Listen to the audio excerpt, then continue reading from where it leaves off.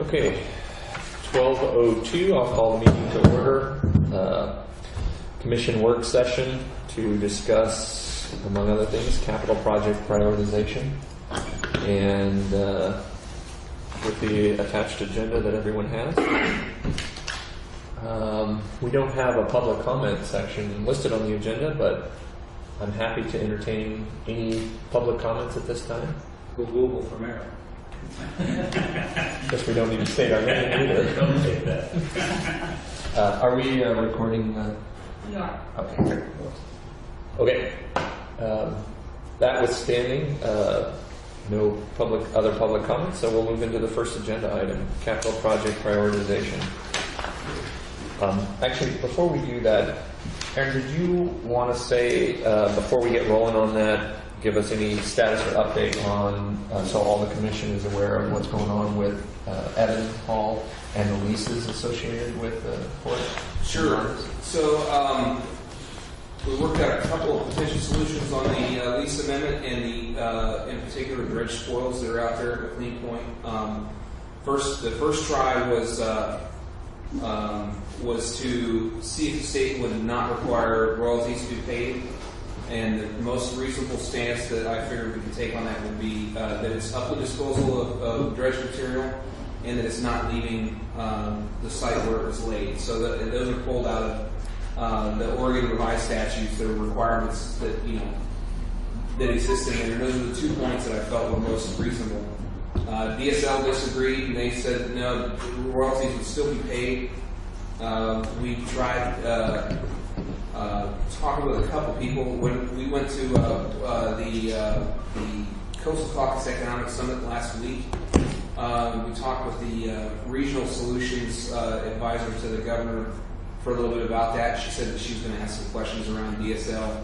It's my analysis or my gut feeling is that they're probably not going to allow Ronis to get that without having to pay royalties either from the board or somebody. So I talked with Evan about that last week, letting know it looks to me like it's probably not going to come to pass that royalties will not have to be paid.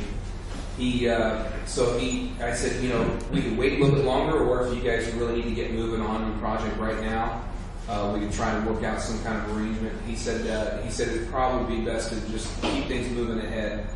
So what he has going to his lawyer right now is a draft amendment in which the dredge spoils that Ronis would pay the royalties to the state for the dredge spoils that they would use that are on site right now at Clean Point on their property, and the port would have these are proposals, so it's all subject to commission approval and feedback and things like that.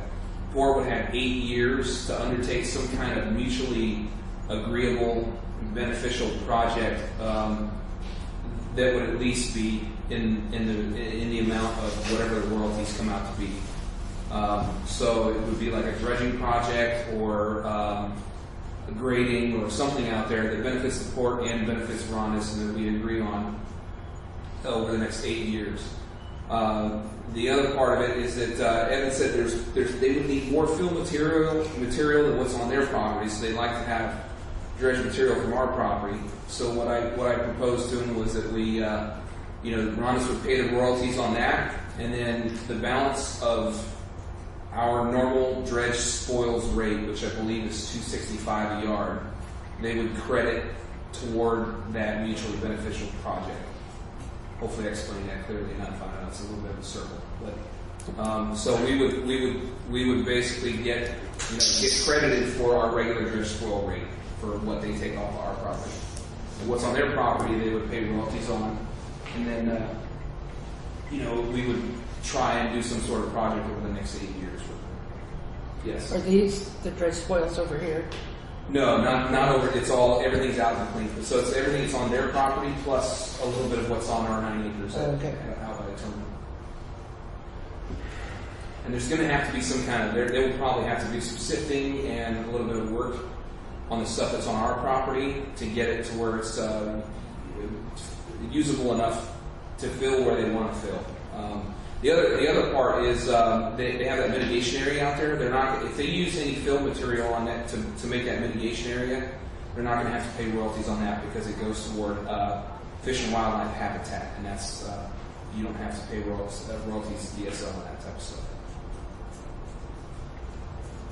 And then, as far as the rest of the terms on the lease amendment, it would they would take control back of the gear storage area that we are currently using, and the rest of McLean Point, basically. And then, but they are completely open. That wouldn't happen for another year. Would be when that would happen. And he said that they are definitely understanding of the idea that we may want to renegotiate the terms of the gear storage use. So we may not necessarily have to lose our use of that area. He did mention that it was originally intended that if we were going to continue using it, there would be some sort of that Rondas would be able to get a percentage of the revenue that came off of that property. So that's something to be aware of. But that was in lieu of a lease payment, I believe. wasn't it? Yeah. So in some ways, it's almost a better term for us on some level. Right. Yeah. Do you know any, like, about what kind of percent? No, we didn't talk about that at all. Like 90%? Oh, I don't know. I was thinking, and it's something I didn't verbalize, but it occurred to me as I thought, if we're going to lose, because last year I think we got $128,000 roughly in revenue from storage at the terminal. That includes also the trailers and other stuff that we have out there. But it's a significant amount of revenue, and it would motivate me probably to protect that, to move some of that stuff either way, just so that we can get as much of it as we could, if we had room for it. But I think it seemed like the take home was that even though he's moving to terminate that lease associated with that gear laydown area, there's the intent, at least from what I think he was conveying to Aaron and I, is that it wasn't about, I'm taking my land back and you guys are going to have to find some other solution. It was every intention that there's a workable solution for us. It's just a question of us working it out. That was my impression. That's what I got from him. Well, we paid to have it paved. Does that count for anything? It certainly is a bargaining point to, to say, when it comes time to work out, if we want to continue leasing it after next year, that's certainly a bargaining point, I think. Very relevant. Some of that money was Connect Oregon. Is there going to be an issue with that? Not so far as I've found yet, but we haven't had, as you'll find here shortly, we've been really pressed for time. No, I understand. When you say Connect, was that for the paving? Yeah. That was some transportation dollars. Mm-hmm. But that car was given as part of, was it stipulated just for paving? Yeah. That was on the Connect Oregon grant. Yeah. Yeah. I had one question. Is the city still going to be able to take some of that, what do they call it, whatever they scrape off the top? Are we going to do the sand exchange for filling up there at the airport still, or is that not going to? I believe that's still going to come to pass, yes. I emailed Derek last week, not Derek, Tim Gross last week with a couple questions, and then I still need to follow back up with him. What was that? When we were going to clear the property, they were going to take some of the not so desirable soil up there and put it up at the airport to fill in some of the area up there. From over here? Yeah, in exchange for NOAA sand. And we would be paying the royalties on NOAA sand. Ronnie's would be? What's that? City would be, or Ronnie's? We would be paying the royalty on the sand for NOAA. And I think it was either 2 for 1 or 1 for 2, however, but they would be taking some of that material out there that would be unbuildable, so we wouldn't have to go, otherwise we'd have to go all the way to the valley to Coffee View. Because they want to fill up some of that area there at the airport to create some more land. So some of their non-fill land is useless? Some of the blackberries and things like that, it's not buildable material, and so that buildable material would go up to be filled at the airport. Okay. And for the I thought city, Roman killed every blackberry within 100 yards of his. No. I got it. And so Evan would be able to participate in that too, or would that be just for our property? I still need to go back and Okay. follow up with it some more. So, Right. not positive on that. I mean, this was really, it was sort of a preliminary discussion in a lot of ways, but we were just trying to keep the project moving, his project moving forward, that rather than just wait for another decision from DSL, that we'd sort of run two parallel efforts of, okay, let's continue to pursue the DSL exemption, but let's have a plan B. And that's, it seems to me that plan B is really the one that seems to have legs at this point in light of some recent information back there. Yeah, one other stipulation on that was that they wanted us to be sure that we got, we cleared off McLean Point of stuff that we had out there. And it's pretty much, we're just about there. We got, the last bit is there's a big pile of concrete rubble, and I think we got a taker for that. And that stuff will probably be out of here in the next couple of weeks, I think. So, the biggest problem we currently have is we have 210-foot pilings, which are actually worth a fair amount of money if we could find a taker for them. And then there is what I think is a test piling from NOAA. It's a concrete piling that's sitting off in the bush out there. We need to find something to do with that too. But it's still not outside the realm that possibly Lonnie's could use that material in development of their property. Although those steel pilings are so big, just to move them, we got to get a crane in here because we don't have the capacity to do it. So it's going to be a challenge to figure out some things for to send that steel, that material to. So at this point, we're waiting for Evans' attorneys to mull some more of this over. That's right. And then they'll massage our whatever the option B is, and then that's what will get presented to the commission. That's and the right. board. Okay. Any thoughts? Anybody? Pretty good there. Okay. I just wanted us to make sure we had a few minutes to talk about that, since Aaron and I think some of you guys have already heard a little bit. So I think we can jump into the topic at hand. Capital project prioritization. So page 3 of the packet has a spreadsheet that what we did is we went through the capital improvements, and the overall goal was to try and get our ending fund balance to a point where the Port Commission was comfortable with that.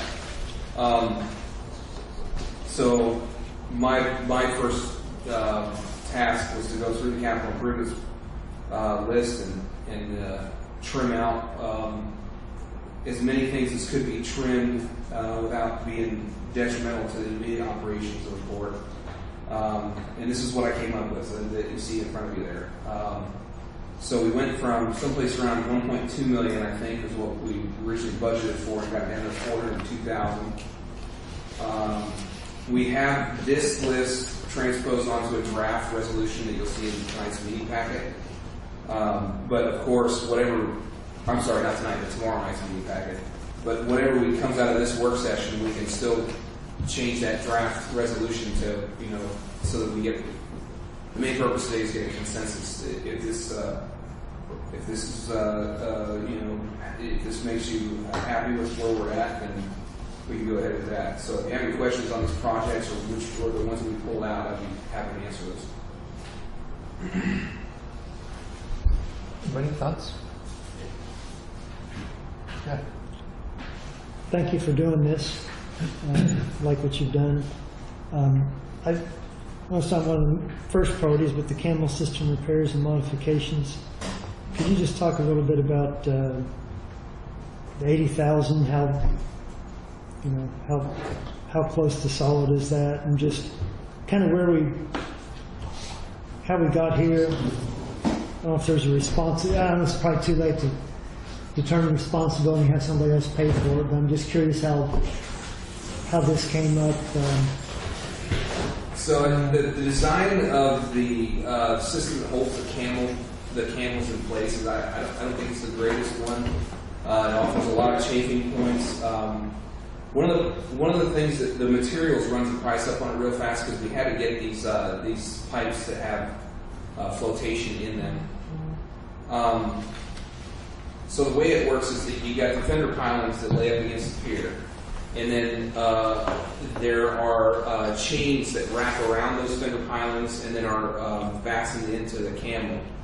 And on the back side of those chains is like this, it's sections of PVC pipe that we're supposed to ride up and down but they chafe through in a number of places, and the chains are coming off. Is what it is. So in order for us to get the right pipes in there with flotation and to keep it so that those things don't, they don't hang down and then chafe even more, the flotation is really expensive. And then on the other side of that too, we had elected a contracted workout, and that's actually probably comes in a little bit cheaper than what our labor would wind up being at the end of the day, but that's what gets us to the 80,000 mark.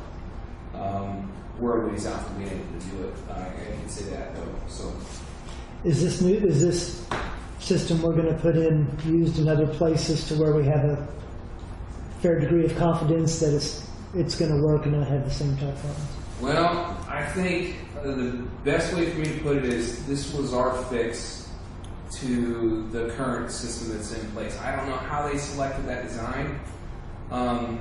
I heard tell that it was intended to be slightly different, something more similar to what you guys have over at Oregon State, and it came out different. I don't know why that is. So we went with what's in there now, and then we went over there with the skiff and ran around underneath the pier, looked at it for a while. This is the idea that we came up with. So I don't know that it's real similar to other people, but I mean, it's a pretty simple. It looks to me like it's a pretty straightforward thing. I think this will work. Okay. That's the best answer I can give you. Okay, thanks. Does it have, on our system has had some issues in the past as well. One of the things we had to swap out recently were the chains with stainless steel chains. Mm-hmm. I don't know if that was included in your description, but it was key because what was happening with us is the chains were wearing. And as they went up and down with the tide, and you guys probably see, or the NOAA facility probably sees even more of that surge. But it was just literally, the chains were rusting and then the chains themselves just were wearing and we were losing camels. So I have to ask Jim about that. I don't know if we did use stainless hardware or galvanized, but I think you're right. It's the only drawback to using stainless is it makes it more brittle, and you don't need to worry about that necessarily. So you're not going to be under heavy tension or anything like that. So you just need something that's going to chafe. and the galvanizing will come right off those over not too much time. Yeah. They'll be left totally unprotected. So it just might be something to think about. All right. Is there any UHMW incorporated in that system? That's what the current pipes that are on there right now that cover the chains are made of UHMW. And I believe that the stuff that we're looking to go to is not, because we wanted something that was a little bit more robust so it didn't chafe through real fast. Because it's a metal chain with UHMW basically. We talked about that, but we ended up going with this other solution instead.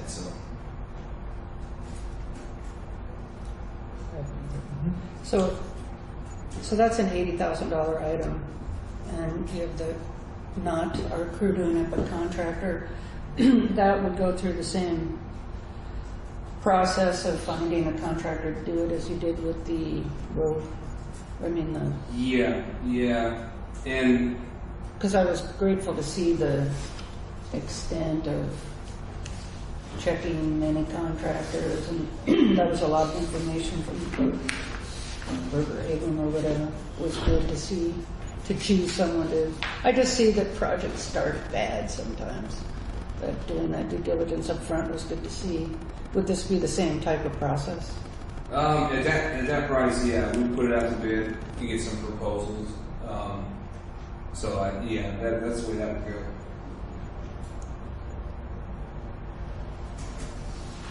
go. One of the things is small point, but to me, I don't see a $6,000 expense as a capital improvement, really. I don't know how, is there criteria that, that seems like that would be part of an operating budget per se, and especially because of the nature, these are repair and replace little caps on it. That seems like a wear item or day to day, but Yeah. thoughts on that? What were you saying right there? Because the port has a capitalization policy, so the value, the cost is over $5,000, a life greater than a year, then it's considered a capital asset. Okay. Unless it's truly a maintenance, repair of existing infrastructure, or if it's under $5,000.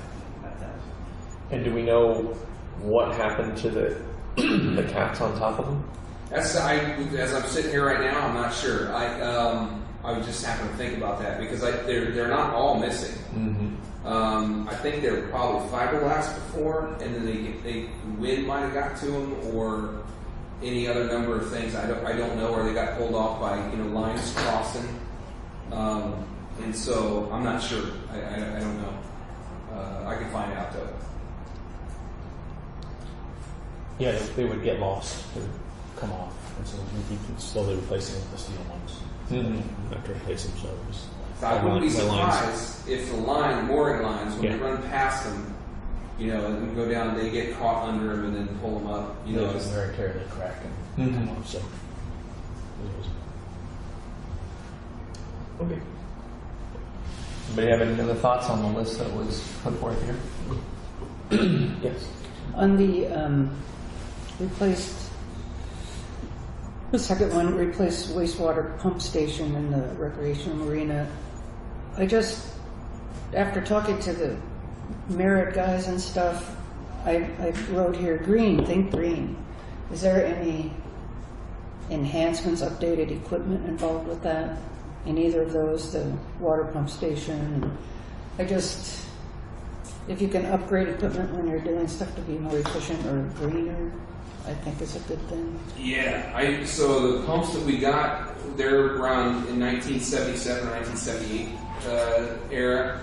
I have no doubt that the ones we'll put in are going to be more efficient than that. To what standard they are efficient, I don't know yet, though. Mm-hmm.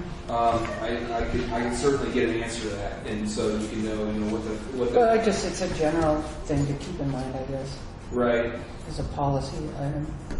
Green, think green. right. Yeah, usually you go for, there's different ratings, energy.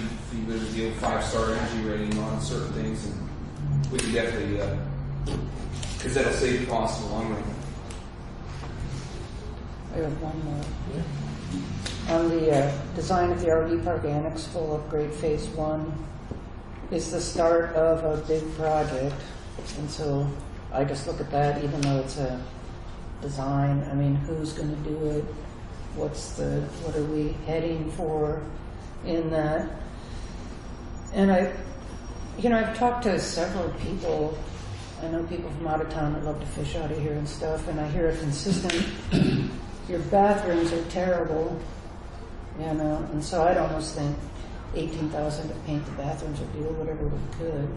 I don't see bathrooms in here at all, and that's the most consistent complaint I get from people I know that fish out of here.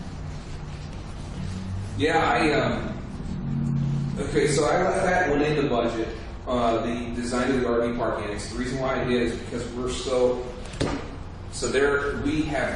our revenue has grown this year at the RV park so much. And I was really reluctant to pull that investment out because I think we can get a quick return on it. The annex excludes that entire corner over there, and if we were to maximize that, and plus their area that's over by the front entry, when you come down the hill next to the hotel, there's a bunch of greenery and stuff in there that can get taken. We can put more people in there, and I certainly can say that we will fill it up, at least through the summer. So it would generate a lot more revenue. So I left it in there because it's something we can get a return on, I think, fairly quickly. It's one of the few projects I looked at and I said, you know what, we can make more money if we invest some here. The bathrooms at the annex would be part of that because they're probably some of the worst that we have. As far as so are you talking about restrooms on the commercial side or over here or both? Mostly I hear over here. And Okay. then there's, a lot of, with the commercial side, it's, tuna boats, swordfish boats coming in from San Diego going, whoa, man, you need better bathrooms. Yeah. And So- they make a list of at other ports we go to, there's this and that and this and that, and it just makes me think, I just hear that consistently about the bathrooms.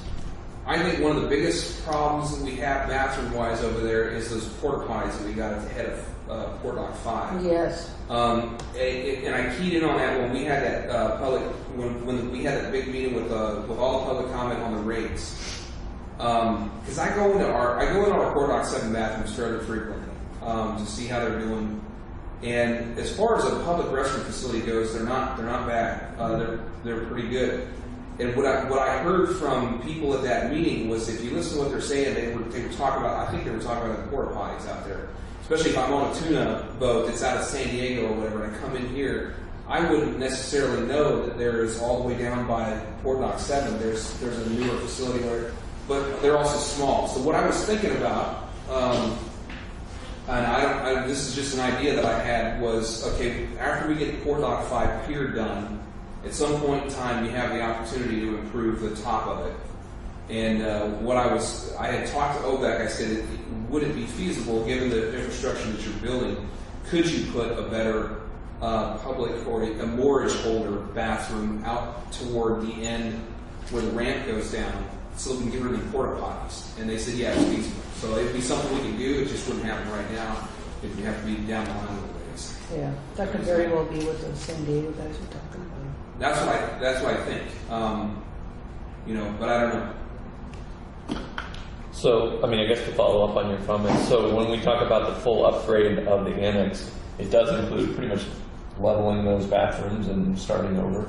Yeah, in The my design mind, well. this is nobody ever really does. I don't know what phase 1 means here. If anybody knows, and I don't know. The only thing I can say is it looks to me like this is just a preliminary engineering to figure out what we want to do. And the way that I would picture that in my head is like, in order to figure it out, there'd be a whole planning process that we'd have to undertake on what we want to get out of the RV park annex.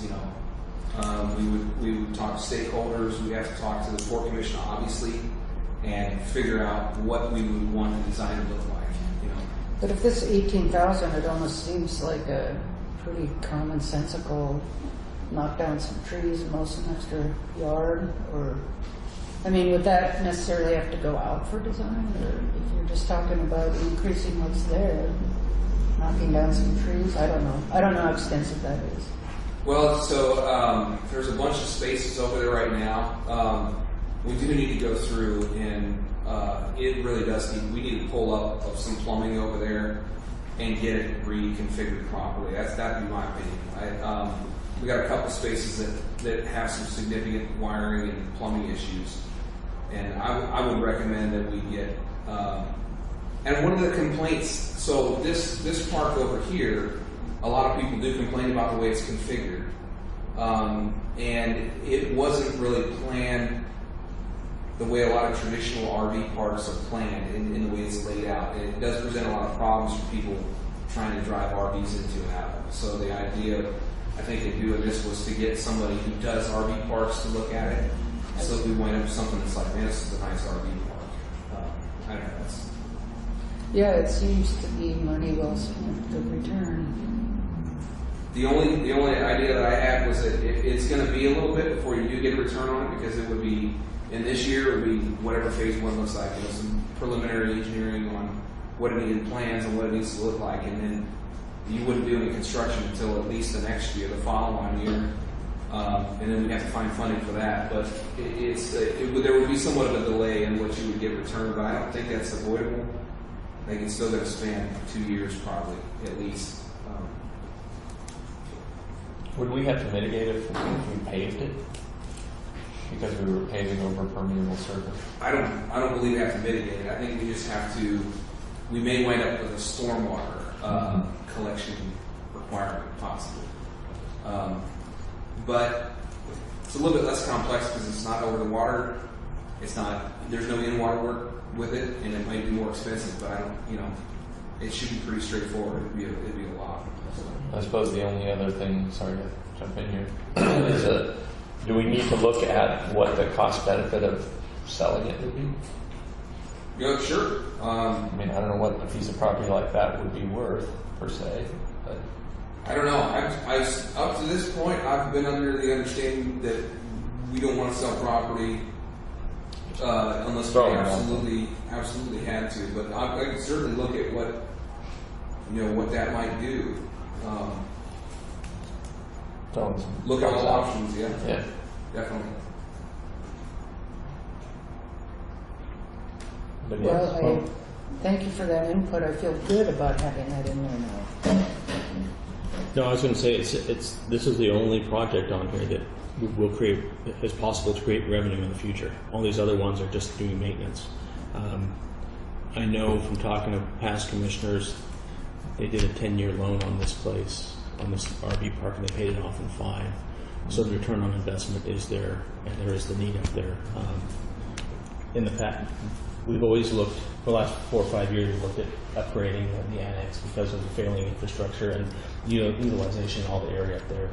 And whether the decision is to upgrade it to this level or just keep it, where it's at, replace infrastructure and open it up. I think that as far as creating revenue, this is our only project that on our list for this year that will possibly create revenue in the future. So I think it's money well spent. Mm-hmm. And you would look to contractors that are RV types? Yeah, I think that's, especially in planning, you have people that are used to laying those kind of things out. And then when it comes to contracting, definitely people that, do that kind of work can give us a really good product. Yeah, because it is different than in-water dock. Yeah. It's so easy. All right, anybody have anything else on these recommendations? I think it's an excellent job done in terms of paring these things down and giving us a practical list that isn't going to break the bank. So I appreciate that as well. What's the next step on this then? Will we need to include this more formally in a revised budget amendment? Or it does. help me So out on that? are we going to have to do, or can we just do it like? This will go into, it may not be a supplemental budget, it might need to be a resolution transfer, but it'll play into that. And then I think tomorrow night there's a resolution To approve the list of capital properties as you see them there on that spreadsheet. Okay. So that would be the first step, and then the question is how much are we going to wind up touching the budget, and if it's enough to actually require supplemental. It doesn't look like it, but that would lead us into that next. That would include personnel services budget revisions as well. Before we jump, Aaron, you and I had a brief discussion the other day about thoughts on, and I think I've had this discussion with Walter as well, about whether or not the commission wants to consider, and again, we couldn't figure out what the right word was, whether it was a resolution, an amendment, a bylaw, or something like that, that would more formally protect the reserve account associated with the port, so that we don't get into situations where a commission or a GM or something could somehow get us to the point where we would deplete our reserves in some form. Yeah, like we almost did, I guess, in a formal sense. Did you have any more thoughts on that, or maybe you could articulate that better than I to the rest of the commission? In terms Yeah, we had intended to be able to have another resolution for you that more directly touched that topic. We simply ran out of time. Sure. But we talked a lot about it this morning. We were Phil and Terry on what we've been working on here lately, and it seems that it's a question of whether or not it needs to be done by resolution, or whether we could write some policies that the budget committee would be guided by. Budget committee, the entire thing, the core commission and the budget committee standing members. And then that would get enacted by resolution. Terry had made a couple suggestions that there is, there's accepted standards for what organizations usually carry forward. It's normally a portion of their, is it the general operating fund or is it the overall budget? Well, you can do as much as you want or as little as you want, but my suggestion in the conversation I had with Mark and Aaron was about working with the budget committee and our financial consultant to come up with a set of financial policies that would help guide a number of financial issues that we would bring forward to the commission for discussion, obviously, and talk about what levels are you comfortable with. And those policies then, once approved by resolution, would be something we could review at whatever increment felt good, a year, every 2 years, every 3 years, to make sure that they were still making good sense to the commission. But the idea is that you would have financial policies around what your fund balance should be from year to year, and there's industry-wide sort of acceptable standards based on the size of public budgets and what those fund balances should look like.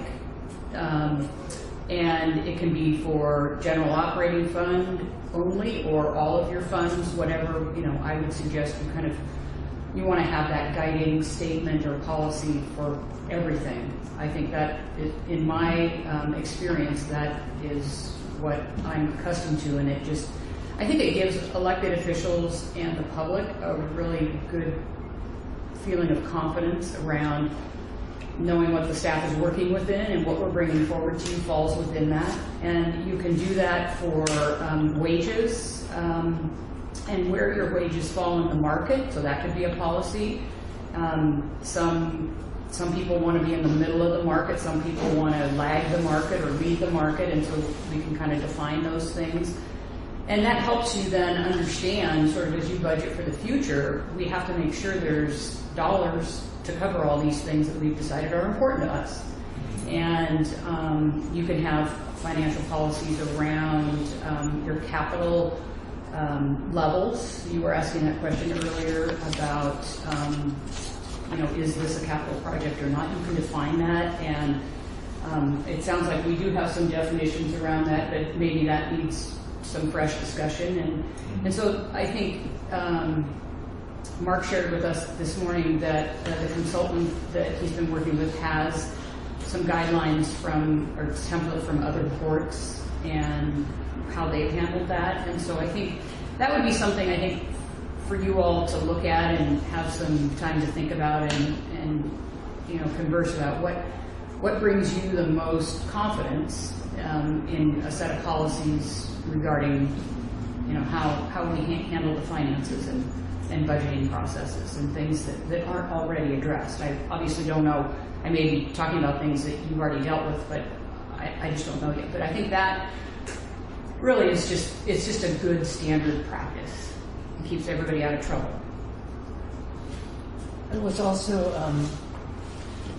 there's a lot of discussion to have on finances at the port, but just policy, I'm very anxious to learn more and get some policies in. And another one is, do you keep the money from the RV park in the RV park, and not spread it around? Sure. Stuff like that. Yeah, all those policy Yeah. in the end. Exactly. A resolution.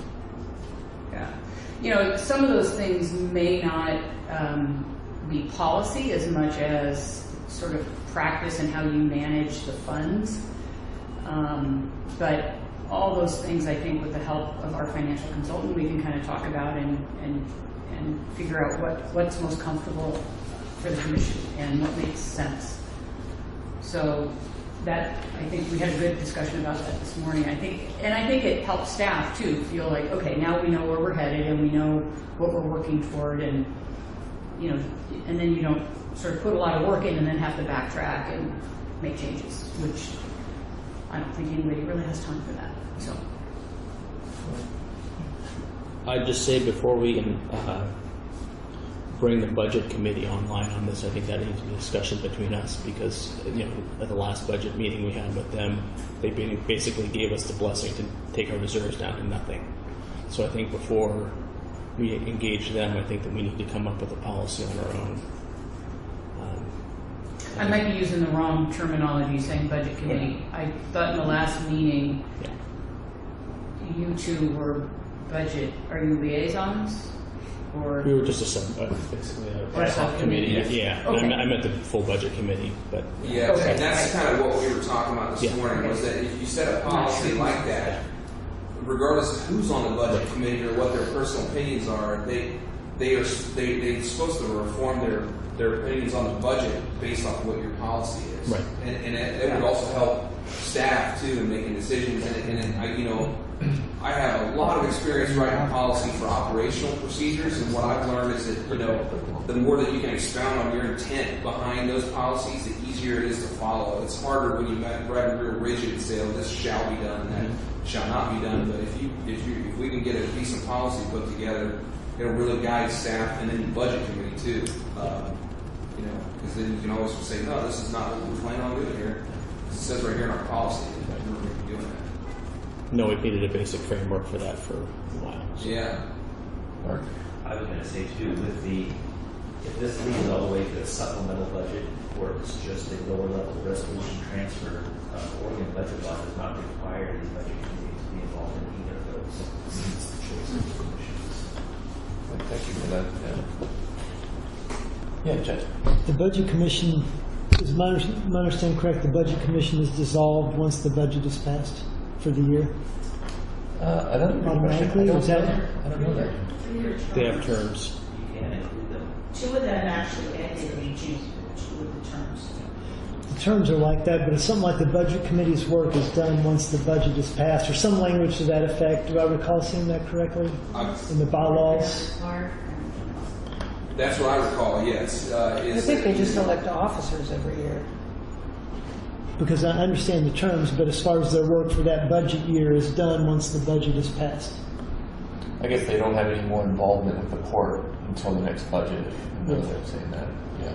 Unless we wanted to ask them something, I suppose we could direct them to utilize them. They could possibly be required to be involved in Not required, yes.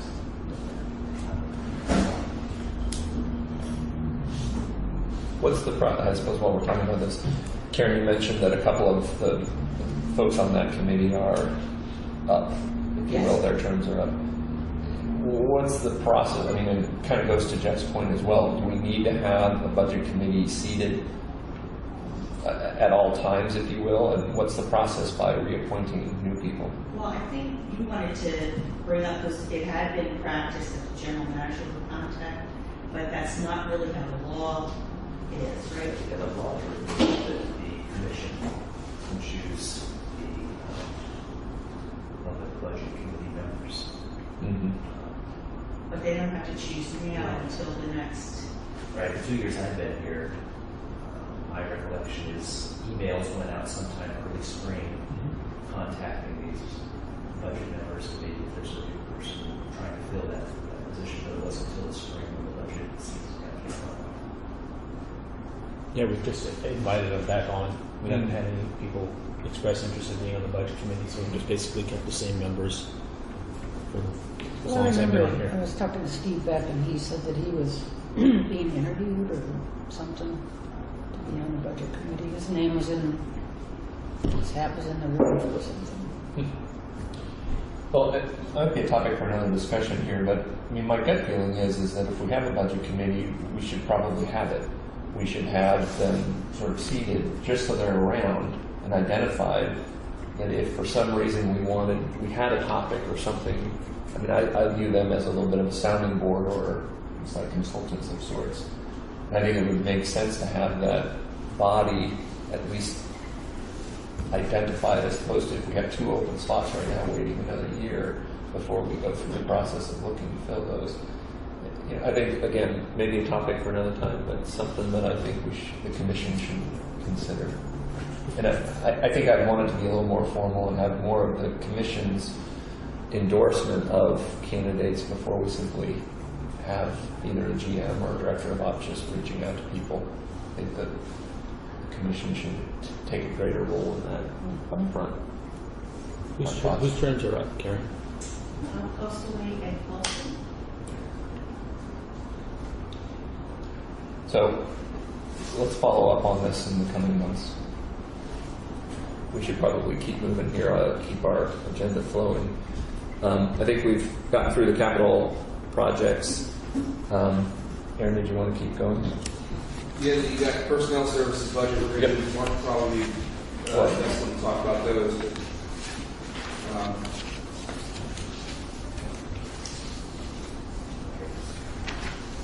We've got so yeah, if you can explain Yeah, so I looked over these numbers again. The goal after meeting with Jeff Wilker and Aaron and I was to bring our fund balance back up. So I looked at each position on here and made some changes, or highlighted in gray. I'll go through them quickly. So with the general manager, obviously the interim position I carry that out for the next 10 months through June 30th. Whether that's the case or not, at least there's salary available for that. Above that is the prior general manager's severance pay, and there's still, I think, 2 payments left at the end of the year. Next, the director of finance, if you remember, that was cut in half to be a part-time position. And that plays into some of the other numbers that were changed as well. So, brought the salary back up to full-time, but it got cut in half again because I don't believe we would have a director of finance in place before January. So I left that. Calculations on a full salary are just 6 months of it. So it would be 84 at a full-time. Pardon me? 84 at a full-time. Right. Then all of the other positions below that, let me stop. Go down a couple under administration, you see the project engineer, I took that out. But the rest that are highlighted, what had happened on the budget that was adopted was the prior general manager had taken the other half of the director of finance salary and spread it out among the lowest 14 paid employees with a raise in the budget. Now those raises obviously haven't happened, but they were in the budget that is adopted right now. So I took those back out and set those employees, all employees, to the rates that they're currently earning. And then in the calculation, there's also the remaining possibility of a inflationary adjustment and a step merit increase that's factored in still. And with those changes, okay, then down under the payroll taxes and benefits on page 2, I adjusted our workers' compensation insurance estimate. For a year or two ago, that we were told that was going to go up quite a bit. You can see in the prior year, we budgeted $65,000. The bill has come in now, and it's only $38,000. So all of those changes reduced personnel services by about $70,000, decreased it by $70,000. Why did workers' comp come down so low?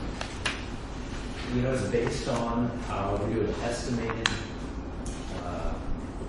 a workers' comp estimate where we put in our budgeted payroll, and then they come back at the end of the year and we do an actual audit, actual payroll, and I think between that and possibly our claims, we come up with what our cost is.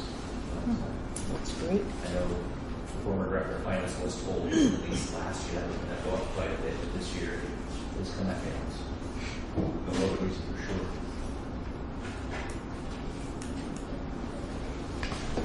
And the employee assistance program is a program that was pretty recent, isn't it? Right, started July 1st. Right. That seemed like a good program.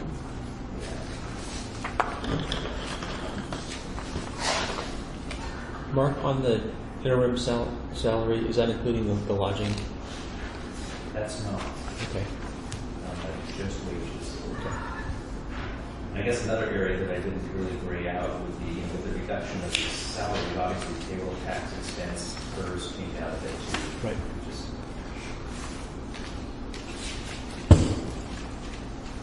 And are all the accounting specialist positions accounted for? they are, yeah. So those are filled. That would be Becca, Deanna, and Andy, Okay. and myself. What's one? South Beach. Yeah, so that's right. In South Beach, at the RV park, you can see the RV park supervisor, accounting specialist 2. We added early in the spring. We had added another accounting specialist or person over here in this office, and it was taken out at one point. I put it back in. During the winter months, without a third person, there's only 2 of them there working 7 days a week. That's their downtime, and there's no chance for anybody to take their PTO, sick time, go to the doctor, because something would happen and they'll be 7 days a week or more, somebody wanted to take a 2-week vacation. So with that third person, they would have the coverage in the winter. It would allow them to take that time off. Plus, they would have trained staff in the summer when it's busy. The offset to that, though, is the former general manager had put a full-time, year-round temp labor position in the materials and services budget. So that was to cover this position being removed. When we get to the next agenda item, you'll see I've taken that out of material and services, moved it up to personnel service. So really, that's kind of a net zero change there. It was in the budget, just in a different place.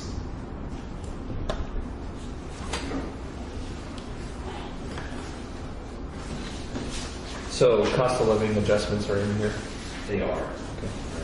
As are the merit raises as well. So Okay. But just for the 6 months, January through June. Okay.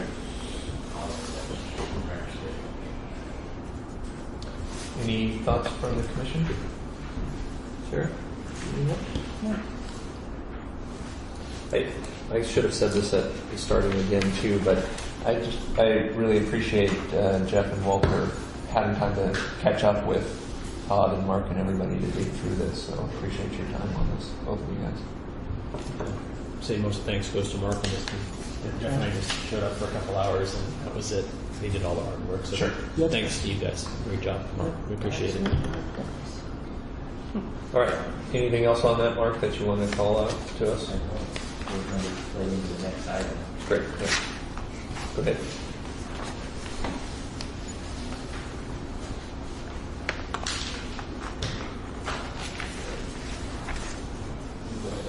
Okay.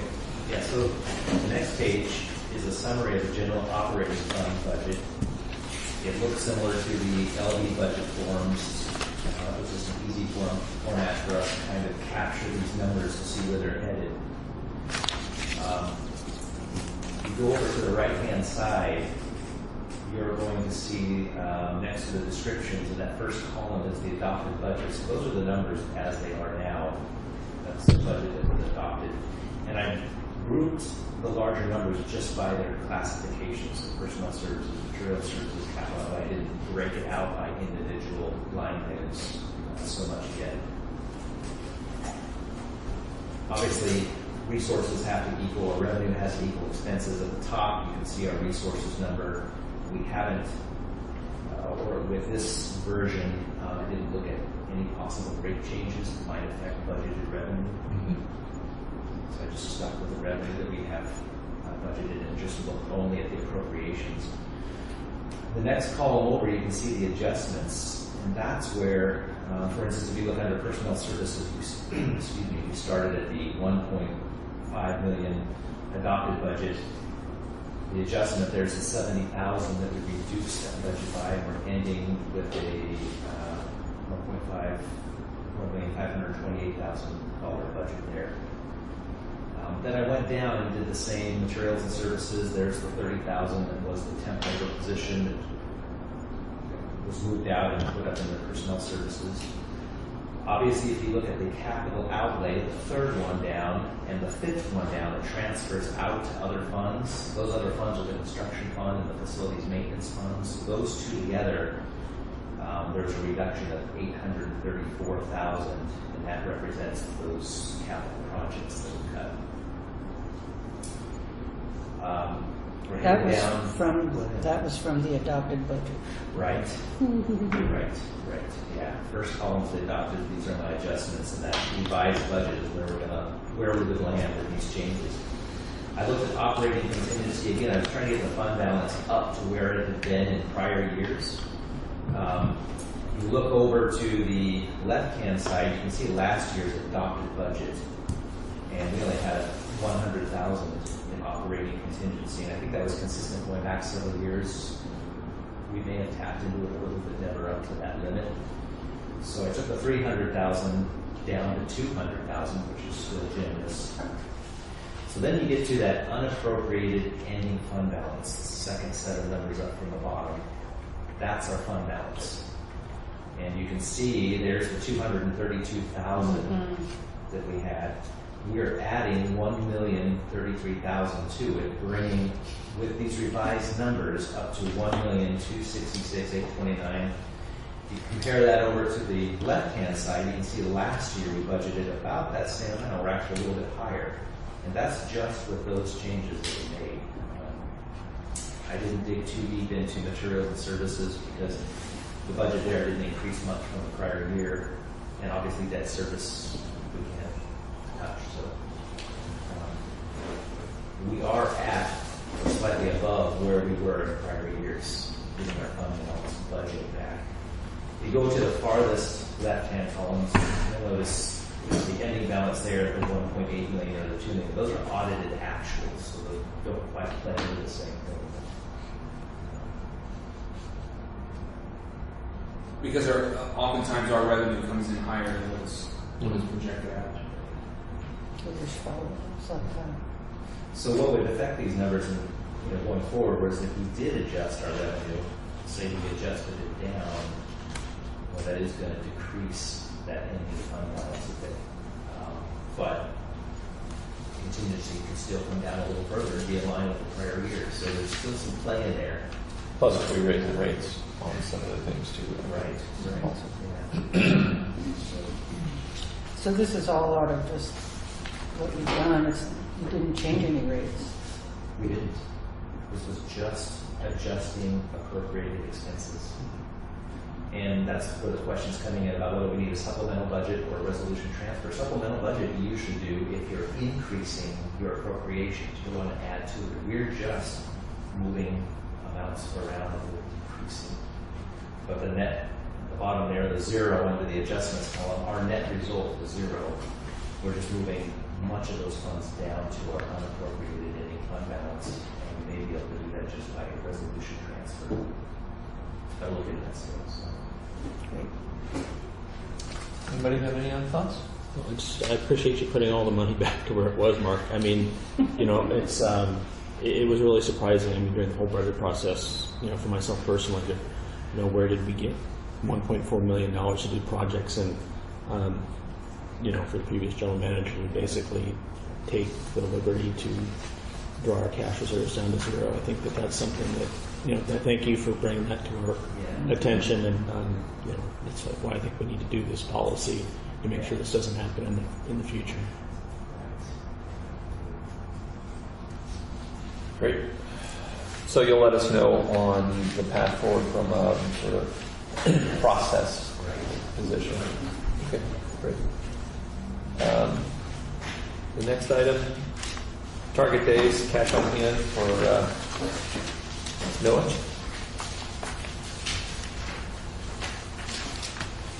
So this plays into kind of the discussion of having a policy, some financial policy which we don't have that would help enforce, stabilize our fund balance. Days of cash on hand. I'm going to use here.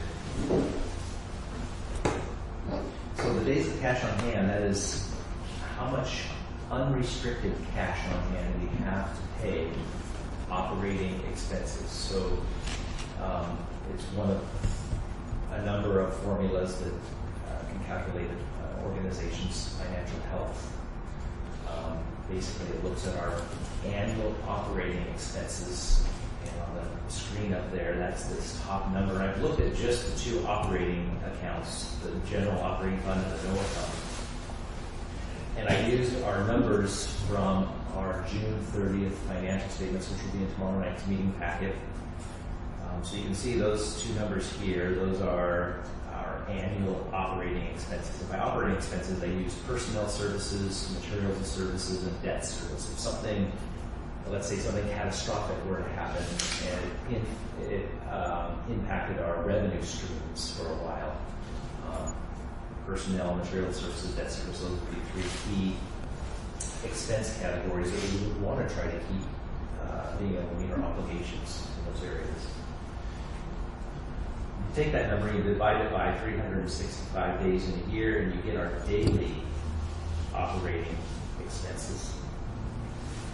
And then I calculated here, and we can change this to see what happens. This bottom number then is what we need in each fund to meet 270 days or 9 months of operating expenses at this rate here. Does that kind of make sense?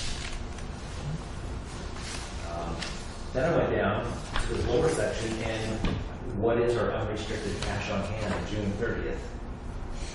That is these two balances here. And we do the math, and we actually currently have about 9 months of unrestricted days of unrestricted cash on hand. Is there a general guidance on public entities and what it should be? No. I don't know, but I'm sure there is. And we can bring that forward in part of this discussion on policies, I think. Some of it also gets determined on what type of industry or what you're in, you know, because some require you to be more cash solvent and others less so, you know, and I think one of the challenges that we were talking about at the port is that we are involved in a number of very diverse enterprises. So, you know, in terms of thinking of mortgage infrastructure, we're going to be a lot less solvent probably. But if you look at something like the RV park, more so, you know, and that's we need to look at the ports and figure out, you know, what's normal for the different sizes. That plays into the fund balance, maybe, because if we budget $1.3 million in capital projects and there aren't any grants that are helping to pay for that, that's cash walking out the door when those projects are being completed. So you can see our cash on hand numbers within a year. What this assumes, though, is that we're not taking in any other revenue, sales or services. But again, if we had a worst case scenario where we were in the middle of 1.3 million in capital projects and there was just not a tsunami and it, dampened our ability to earn revenue, but we had these obligations to pay. If you deplete these numbers too far down, you're going to have to cover your operating expenses with. So I think this is just another calculation that would play into some good financial policies. Maybe setting a target number of days cash on hand. So even with just doing the material services, but going through, it's still just on the general fund, but the actual numbers were at 630 were pretty parallel. Yeah, they were. It just worked out that way. You must know what you're doing. We'll have my Excel formulas. When we were talking with Mark, we were referred back to Todd Kimball's report, and just because we're so highly leveraged, we need to have those reserves in case those notes come due. And one of the other things at the Economic Summit, we were talking with the Regional Solutions person. If we were to exert out that account, we would basically have killed any chance of getting any type of grant, because if you look up there, most grant programs are at least 30% now, and you have to buy in even more. So I mean, if we're going for $1 million grant, we should actually look at having at least $400,000 to $500,000 to be competitive now. And so, grant programs aren't out there, and the matching funds need to be there. And so if we wouldn't have had any money for matching funds, we wouldn't be able to apply for any more grants. And so if we don't have any cash on hand, we basically have to either borrow it from the bank or dip into reserves or something else. So that's one of the reasons why we need to have this. Panhandle. Well, to show the state and to show that any of the grant programs that we do have the matching funds, and that doesn't mean we can't go out for another grant to make those matching funds up, but we need to at least have those matching funds on hand to apply for those grants. Is this something that we would work into our strategic business plan, establishing some of these, or would this be independent of that? I'm thinking about it from a consultant's basis that might be able to do some of the legwork for us and say, hey, they visited all these ports and they've developed all these plans, but it seems like it almost would be part of our business strategic business plan to maintain a certain level of cash on hand and have some guidance from pros to help us establish that. I think you're right. I think that, again, in my experience, although not directly related to this business, I think that your financial policies around solvency are very much a part of your strategy moving forward. Yeah. Especially where it involves opportunities for grants. I mean, it goes hand in hand, as you just stated. And so I think that it's very important for the state to see that we're progressing in this manner, and we can sort of guarantee through our policy and our practices that we are going to be able to make those matches. And that we aren't going to overstep our bounds, Right. buy something too expensive Yeah. for us. Yeah. I think it's just the next evolution of that business plan. You know, I think just sort of refining it as we move forward with that, which the more conversations we had this morning, I'm like, that's right up there on the tip top of my list of things that needs to move forward, because grants just depend on that, and that's key. Anything else on this one, Mark? Anyone have any other thoughts on this? Yep. Well, I just like the direction of everything that's been on the agenda today. You were part of that, Jeff. Tap on the back of it. Well, like you said, we mainly listened to it and it all made sense.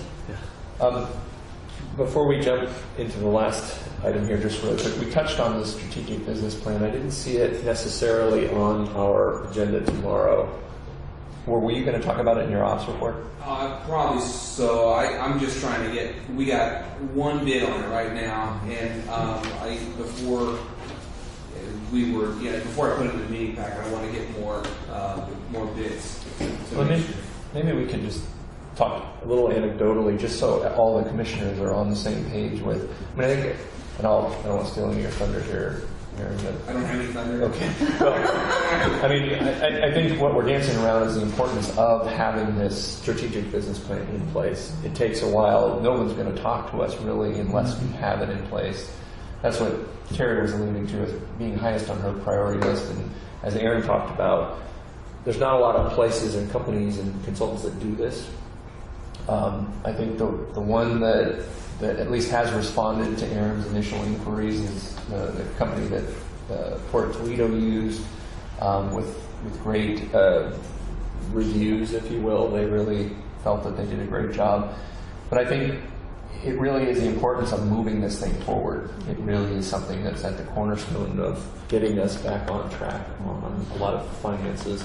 You can see it weaving its way into a lot of the decisions, a lot of the budgets we're talking about, decisions we're making about directors of finances, personnel, cash on hand, all this stuff. I think not all of it is in our strategic business plan, but certainly that's part of it. So, like Aaron said, maybe you can tell you where you're at with the process of looking for people to bid on this. When you're going to throw in the towel? Well, I don't know yet. I have another one that did some work for the city of Tualatin. She doesn't have any port experience, but still waiting on another call back from her. It's a little bit different than what she's done before. I'm sure that Terry's got some experience in this area as well, and it has some contacts that are going to be beneficial to us. So it's not necessarily, I don't think it's a bad thing. I don't have enough bids right now because Terry's probably going to help out a lot with that. So. Mm-hmm. So that's a perfect update. We don't need to spend a lot of time on it at tomorrow's meeting, but you guys, the commission will see hopefully updates on this here pretty soon in terms of the direction forward on the consultant group to select and get us moving, because it is a 4 or 5 month process any way you slice it. So. And you'll be able to identify maybe, Terry, where we're at on some things, even though it's still an understaffed, overworked economic team, but stuff that we could do to prep for getting. Absolutely. I think, it's a long process, but there's a lot we can do to sort of get things rolling. And just as I'm educating myself every day, I can just envision sort of moving some of these things forward. And there's some people that I'm going to reach out and talk to this week that I know that have been through these processes and and just pick their brains. So, you know, I think you'll be hearing a lot more about it. Yeah. Okay. Anybody have anything else? Jeff? I was just thinking that I agree with everything you said about how important that is, and Terry, you'd said it's at the top of your list. I'll be curious maybe a month from now, after you've had time to talk with Aaron and Mark and Karen and Stuart and everybody, what your list would look like. You know, what are our, as staff and the commission, what are our, I'll say, short-term priorities for the rest of the year? Be kind of, at some point, I guess that'll be a conversation with staff and with the commission, kind of where we're going, and I'll be anxious to see that when we have that discussion. Yeah. Yeah. Prioritizations for the interim PM. I'm sorry. Yeah, and I'd be curious what recommendations, once Terry talks with the staff, that that they would have, that, hey, this is what we think we need to work on, and the commission say, yeah, that looks good, or what about this, or can you give me more information on that, or, you know. Right, synthesize it a little bit. Yeah, I'll be anxious to have Yeah. that discussion. I'm guessing in maybe Like a month. intelligent discussions that get Yeah, right to the point and things. yeah. So, But you make a good point too, that it doesn't make sense to have those now. You know, and give Terry a chance to chat with staff more and get to know things, and then it'll be a sort of iterative or a group process, if you will. Everyone will bring a different perspective. Good point. Thank you. Right. Anybody have anything else right now? Next agenda item is an opportunity for public comments. What about the new committee? Oh, committed cash. Number 6. Oh, yeah, I guess we skipped on that. I'm sorry. Thanks for catching that, Walter. Keeping me honest. Mark, did you want, and this, it looked like this wasn't in our original packet. It wasn't in the original. Okay. I had a chance today to put this page together. I think it was at that same budget meeting that Jeff and Walter and Aaron were at, where we talked about the cash in the NOAA fund. I know a little history. I know last year, Todd Kimball was helping us with last year's audit, and our auditor had some questions about the classification between restricted and unrestricted cash in the NOAA fund. The trail goes back years enough that there was nobody in the office that kind of has some of that history, but we certainly have the documents that would restrict or put a restriction on that cash. We just hadn't reviewed them. So Todd went back. He's been here twice helping us, and I think last week was to review looked at those agreements, the bond agreements and the lease with NOAA. And basically, he agreed with what the audits have been saying for years as far as what was restricted or unrestricted, with one change.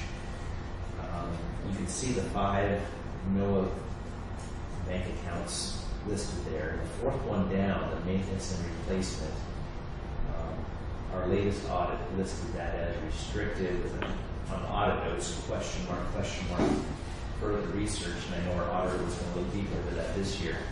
I couldn't find any restriction requiring that type of an account. What he did find was in the 20-year NOAA maintenance replacement projection, he saw reference to these accounts in there, so he believes that maybe that maintenance and replacement was set up internally to accumulate funds for that purpose, but we couldn't find any external restriction requiring us to have that account. What this leads into then is the second account down. That's what was the 1.9 million, now it's 1.7 million because of the resolution passed back in May or June that moved 200,000 down to that maintenance and replacement account. Those two, he believes, are unrestricted. Again, it pretty much matches the audit. With that, there's the opportunity to commit those funds or assign those funds, your two accounting terms. Committing those funds, and I've listed the definitions down there. It's basically the commission would pass a resolution earmarking those funds for a special purpose, and they couldn't be used for something other than that purpose unless a new resolution was passed. So you could capture those unrestricted funds, commit them for a purpose, and they would become not restricted, but internally restricted, which is called committed. A lower level restriction is an assignment of funds, and that can be done by the commission or even like the general manager. And it can be changed at any time without a resolution. It's actually in an audit report, it's considered unrestricted funds, so it's just a slight, I think the wording here is amounts a government intends to use for a specific purpose. So, anyway, those are two possible options to consider for those two accounts that have unrestricted NOAA funds in them. As far as the operating expenditures for NOAA, those are all coming out of that first NOAA checking revenue bond. So even though that account is restricted, it's restricted to pay for the operating of the NOAA facility. So that second and fourth account really doesn't even play into the operating. Even though it's unrestricted, it doesn't play into the day-to-day operations of NOAA. Not that it's a good idea, but could those be used for matching funds for grants?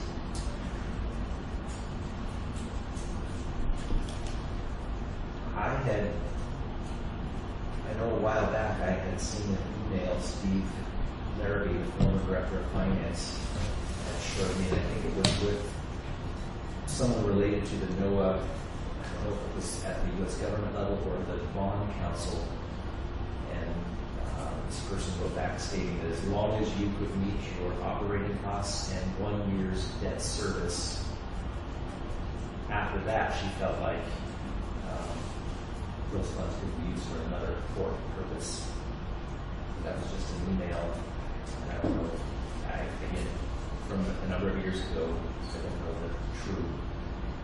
I think, and that question was asked in order to qualify for that Tiger grant, and it was approved under those terms. So that's what came. That was why that. Because remember, that's when we had to dig into it. Because right? the grants were turned down on that project. And I often wondered how the Tiger grant ever came about when the other grants didn't have the matching funds. I couldn't answer that question yet. I know there was an EDA grant that was turned down. I think it had more to do with that was another federal grant program, and so they didn't feel like their money couldn't use their money to match another federal grant program because they would compete somehow or another. And so I don't know why, but I know that this question was asked, and that's how the idea, I think, came up to use this as a matching fund for the Tiger grant. So Is this where policy would come into play, as to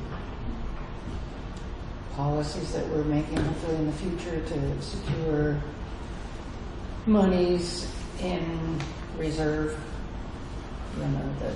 so that we don't touch these except under X amount of reasons? And one thing, Mark mentioned the projected maintenance cost at NOAA. We didn't put the sheet in this meeting packet, but if you look at the way that it was projected, it's got a few problems with it. One of them is that dredging was only forecasted once every 4 years. It's been happening every 2 years. And the second issue with it is that none of the figures that are on that projection are increased over time. So it's basically assuming that in 2031, dredging is going to cost the same as it did when the whole thing started. And especially for larger maintenance costs like dredging, especially, it's gonna climb quickly. And he did point out, he said, this is one of those type of things though that it's not unheard of, or we wouldn't be outside our bounds to go back to NOAA and say, look, this is what we projected it to be. We want to perform here on our lease, but it's not working. And Right, we because need to go that's- back and look at how much you're paying. We're happy to perform this maintenance, but somebody's got to pay for it. Yeah, the dredging is huge and going up. What has it gone up just in the last 4 years? It's gone up 25, 30%, or Yeah, it'll change over the years. I don't know. And some of it has to do as well with the way the dredge crew itself and whether or not it's adequate, how fast it shoals in there, and things like that. So I certainly haven't read the entire NOAA lease by any means, but it's something we should really consider is the maintenance costs over time in the future. are there provisions that it can be? I don't know. I don't know. I'm not going to read it. I would assume there are some cost of living type increase Yeah, ability with approvals. I would hope. hopefully. Is the maintenance and replacement account invested? Is it making anything for us? It's in a money market account. That's another discussion for another meeting as to why we're looking at where our investments are, and what interest rates they're earning. We have some ideas on that as well. But yeah, all of these are sitting in the top ones we're checking, and the rest are in money market accounts. The bottom of that assignment of deposit, that's still an unknown as to what that represents. That's a CD at Old Coast Bank. Did you ever call Cedar Wall? He was the one that set up the whole. I did. I don't think I had heard. Okay. I think I might have.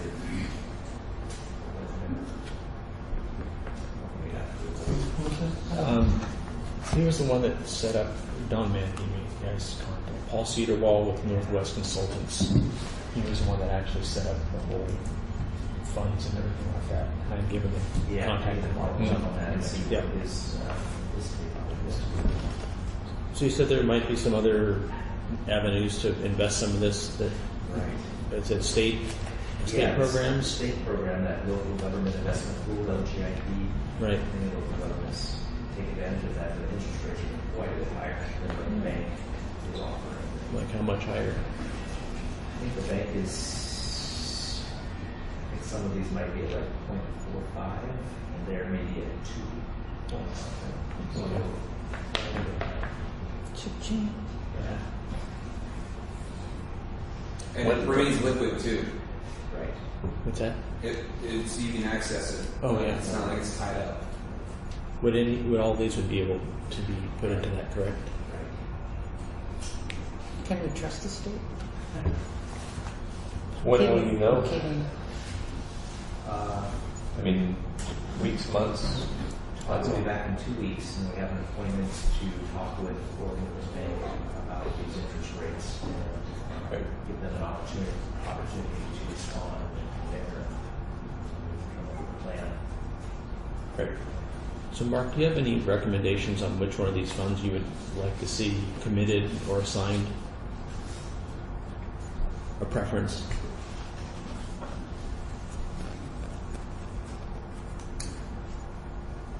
Of the three that are unrestricted or unknown. Yeah, my thought would be the two that are unrestricted in light of the maintenance plan and the maintenance costs. There's some sort of assignment or commitment that those might go towards that. Okay. I think that was Todd's report last fall. If I remember correctly, he was looking at an amount in the NOAA fund that he was recommending he set aside each year, figuratively. He didn't know what was going to come from yet. There should be something each year that's set aside for future maintenance. Obviously, with those balances there, you have something set aside already.